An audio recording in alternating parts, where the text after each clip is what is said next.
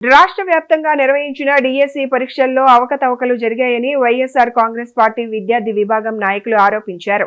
Kadapa collector కార్యాలయం ఎదుట వారు ఆందోళన నిర్వహించారు. వైసీపీ అధిష్టానం పిలుపు మేరకు కలెక్టర్ కార్యాలయం ఎదుట నిరసన వ్యక్తం చేసిన నాయకులు రాష్ట్ర ప్రభుత్వానికి వ్యతిరేకంగా నినాదాలు చేశారు. డిఎస్సి పరీక్షల నిర్వహణలో పెద్ద ఎత్తున అక్రమాలు జరిగాయని ఆరోపించిన వారు ఈ అంశంపై భవిష్యత్తులో వైసీపీ పోరాటం కొనసాగుతుందని స్పష్టం చేశారు.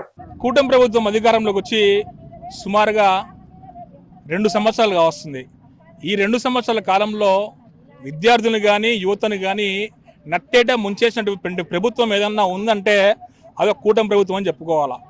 రాష్ట్రంలో ఉన్నటువంటి విద్యార్థులకు కావచ్చు, యువతకు కావచ్చు ఎక్కడే కానీ న్యాయం జరగట్లేదు. కానీ మందుబాబులకు మాత్రము పుష్కలంగా ప్రతి ఒక్క హాస్టల్స్ దగ్గర, గుళ్ళ దగ్గర, స్కూల్స్ దగ్గర, కాలేజెస్ దగ్గర కూడా విచ్చలవిడిగా బ్రాందీ షాపులు కావచ్చు, బెల్ట్ షాపులు కావచ్చు పెట్టి విద్యార్థుల జీవితాలను నాశనం చేసినటువంటి ఒక కూటమి ప్రభుత్వము విద్యార్థులకు మాత్రం ఎటువంటి న్యాయం చేయలేదు. మందుబాబులకు మాత్రం చాలా బాగా న్యాయం చేసింది.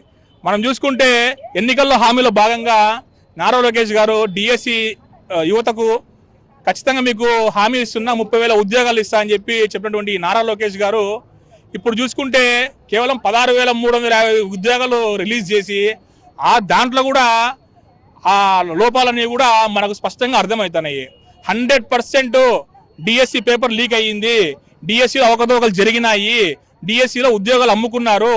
15 లక్షలకు మినిమం ఉద్యోగం 10 లక్షల చొప్పున డిఎస్సి విద్యార్థులు ఉద్యోగాలు అమ్ముకున్నారు.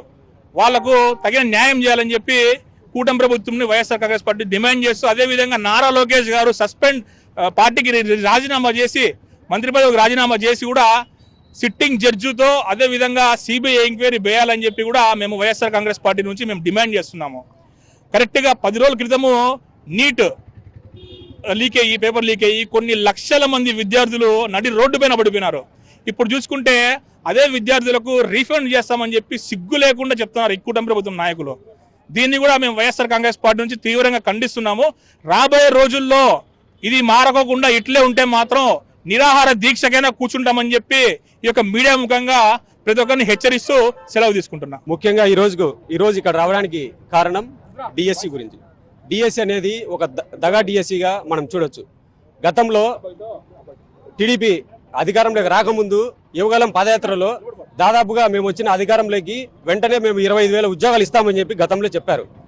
అది కూడా సంవత్సరం తర్వాత 16,347 పోస్టులు రిలీజ్ చేయడం జరిగింది. ఇందులో చాలా అవకతవకలు ఉన్నాయని చెప్పి అందరికీ మనకు తెలిసిన విషయమే. ఇందులో పి నవీన్ అనే వ్యక్తి, అవనగడ్డకి సంబంధించిన కొత్తపేట నవీన్ అనే వ్యక్తి 2nd ర్యాంకు రావడం జరిగింది. అందులో టీజీటీ ట్రైన్డ్ గ్రాడ్యుయేట్ టీచర్గా అందులో కూడా అతనికి 7th ర్యాంక్ రావడం జరిగింది. ఇందులో అసలు మెరిట్లోనే ఈ క్యాండిడేట్ పేరు లేనే లేదు. ఇది చూస్తే మన రాయలసీమలో రాయచోటికి సంబంధించిన మరొక నిరుద్యోగుడు ఆయన కూడా సయ్యద్ జమీల్ అనే ఆయన కూడా 7th ర్యాంక్ రావడం జరిగింది. అతనికి ఎక్కడ కూడా మెరిట్ లిస్టులో లేదు. ఎందుకు ఇవి లేవు? ఇవి జిల్లా హెడ్ క్వార్టర్గా తీసుకొని ఎందుకు వీళ్ళు జరిపించలేకపోయారు? నేషనలైజేషన్ పద్ధతి కింద దాదాపుగా 1 రోజుల పాటు ఎందుకు వీళ్ళు చేయాల్సింది వచ్చింది? దీని మీద ఎందుకు ఇంత ఇదిగా వీళ్ళు అమ్ముకోవడానికి తప్పనిచ్చి వేరేది ఏమీ లేదు.